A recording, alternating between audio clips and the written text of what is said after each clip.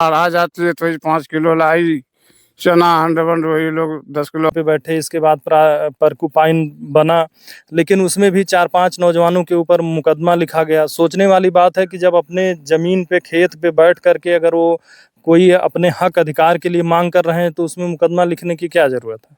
6 आदमियों पर लिखा गया था। अच्छा, मतलब आपकी फसल भी डूबे, आप कटान भी झेले और आपके ऊपर मुकदमा भी लिखा जी गया। वही जो धरने पर बैठे थे हम लोग कटाव के लिए, उसी में। अच्छा, अभिवादन स्वीकार कीजिए। मैं हूं अनुज और आप देख रहे हैं एनटीयूपी भारत।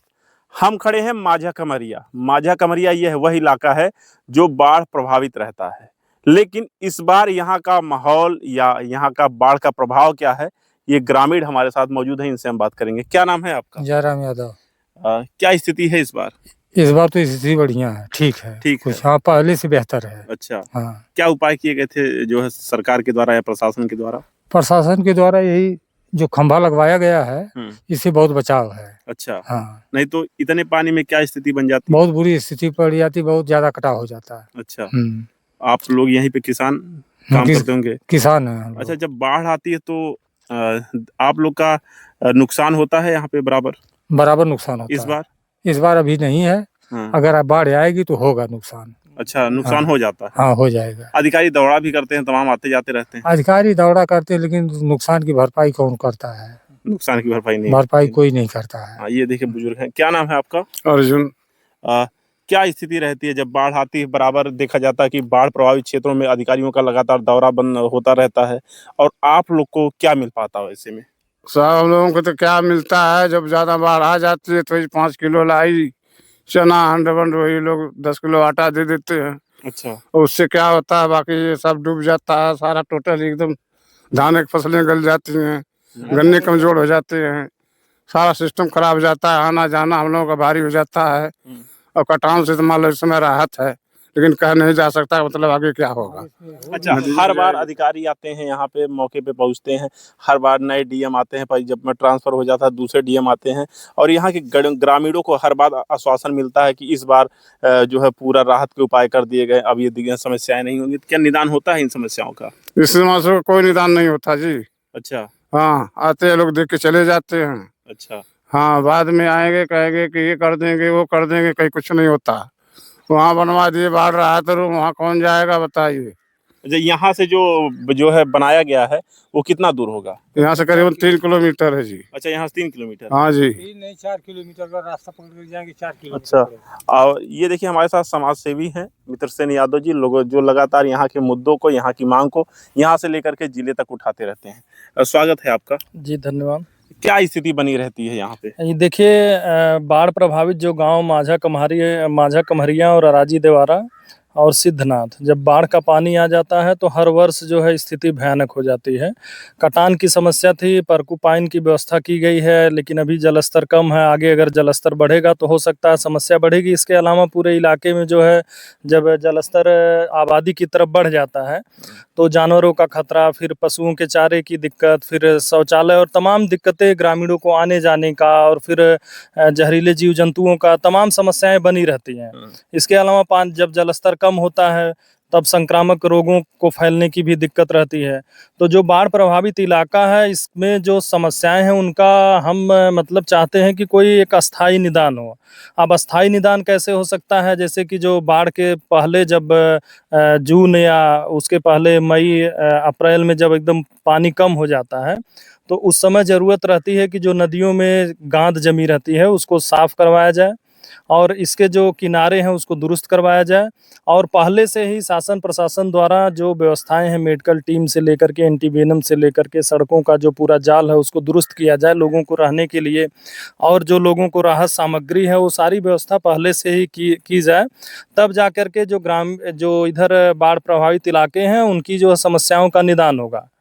केवल दौरा करने से समस्याओं का निदान नहीं होगा। इसके लिए पूर्व में कई बार ग्रामीण मांग भी करते आए। पिछली बार भी जो है ग्रामीण धरने पे बैठे, इसके बाद परकुपाइन बना, लेकिन उसमें भी 4-5 नौजवानों के ऊपर मुकदमा लिखा गया। सोचने वाली बात है कि जब अपने ज़मीन पे खेत पे बैठ करके अगर वो कोई अपने हक अधिकार के लिए मांग कर रहे हैं तो उसमें मुकदमा लिखने की क्या ज़रूरत है। अच्छा, ये देखिए ये बड़ी बात निकल कर सामने आई है। यहाँ के जो लोग थे उनके ऊपर मुकदमा लिख दिया गया था? जी, मुकदमा 5-6 आदमियों पर लिखा गया था। अच्छा, मतलब आपकी फसल भी डूबे, जी आप कटान भी झेले और आपके ऊपर मुकदमा भी लिखा जी, गया। वही जो धरने पर बैठे थे हम लोग कटाव के लिए, हम्म, उसी में अच्छा लिखा गया था। अच्छा, यहाँ के जो स्थानीय नेता हैं, हम्म। चाहे विधायक हो, सांसद हो, और जो भी स्थानीय स्तर के नेता हो, वो कभी आते हैं? कभी नहीं आते हैं। अच्छा, वोट लेने भी नहीं आते हैं? जब वोट की समय आती तब आते हैं। अच्छा, हाँ, उस तरह नहीं आएंगे। अभी इन दिनों जो है यहाँ पे जिलाधिकारी का दौरा वगैरह हुआ कि नहीं? नहीं, एक बार आए थे जिलाधिकारी, उप जिलाधिकारी। उप जिलाधिकारी हाँ, आए उप थे। जिलाधिकारी। जिलाधिकारी अभी तक नहीं आए। जिलाधिकारी नहीं आए थे। ये अगर जनपद अंबेडकर नगर में बाढ़ होती है तो सबसे ज्यादा प्रभावित आप ही लोग होते हैं यहाँ पे? जी बिल्कुल, माझा कमहरिया राजी देवारा का इलाका पूरा ज़्यादा परेशान होता है। इसके अलावा सिद्धनाथ और जो इलाके हैं कमहरिया घाट से लेकर के सराय हंकार या इटौरा ढोलीपुर या फिर जो है इधर भंडाभार का इलाका, मुबारकपुर पिकार का इलाका, वो जो खेती योग्य भूमि होती हैं वो प्रभावित होती हैं। बाकी आबादी तो माझा कमहरिया, राजी देवारा और सिद्धनाथ बड़े पैमाने पे यहाँ पे आबादी जो है परेशान होती है, क्योंकि पानी यहाँ तक स्थिति होती है कि जब उनके घरों में चला जाता है तो खाना बनाना और फिर शौचालय की दिक्कत होती है। तमाम इस तरीके से दिक्कत लोग झेलने लगते हैं। और जो बच्चे होते हैं जो पढ़ने लिखने के लिए, उनकी भी दिक्कत होती है। 2-3 महीने तक उनकी पढ़ाई लिखाई बाधित हो जाती है।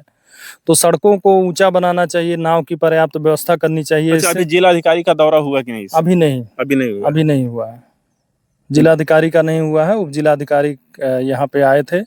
अच्छा, जी, अगर हो या जैसे फिर मई या जून का जब माह होता है तब तो अधिकारी यहाँ पे आना चाहिए, समस्याओं को सुनना चाहिए, तब आते हैं कि नहीं आते? बिल्कुल नहीं आते हैं। और फिर जो है यहाँ के ग्रामीण जब जाते भी हैं कोई अपनी समस्या लेकर के, तो उस पर कोई ध्यान नहीं दिया जाता, इग्नोर कर दिया अच्छा, जाता है। बिल्कुल जिले पे जाने के बाद आप लोग की सुनवाई नहीं होती है? जी नहीं होती है। ये दादा हमारे साथ हैं। दादा का जिले पे जाला सुनवाई होले? ना सुनवाई ना हो तनको सुनवाई ना होले, लाचार हो जाले आप सब जने। आप देख रहे हैं ये बाढ़ प्रभावित जो क्षेत्र हैं, हालांकि अभी वो स्थितियां जो है नहीं बन पाई हैं, लेकिन ग्रामीणों का आरोप है कि समय रहते अगर इन सब चीज़ों की व्यवस्था की जाती तो जाहिर सी बात है हम लोग को निदान मिलता। लेकिन जो सबसे बड़ी बात निकल के आई, इन्हीं की ज़मीन भी कटान में चली जाती है। और ये जब अपनी ज़मीन पे बैठते हैं, अपनी जायज़ मांगों को लेकर के बैठते हैं, तब यहाँ का प्रशासन इनके ऊपर मुकदमा लिख देता है। और उस मुकदमे की सबसे बड़ी बात है कि अभी तक कोई जनप्रतिनिधि बड़े स्तर पे मांग नहीं किया या बड़े स्तर पे मुद्दा नहीं उठाया कि उन नौजवानों का क्या दोष था जो अपने अधिकारों के लिए बैठ गए, अपनी खेती को बचाने के लिए बैठ गए, अपनी रोजी रोटी को बचाने के लिए किसान जो बैठ गए, उनके ऊपर मुकदमा लिख दिया गया है। ऐसे में उनके भविष्य के साथ खिलवाड़ किया जा रहा है। हम जिलाधिकारी मैडम अगर इस वीडियो को देख रहे हैं, उनसे भी निवेदन करेंगे कि इस बिंदु पर विचार करने की आवश्यकता है।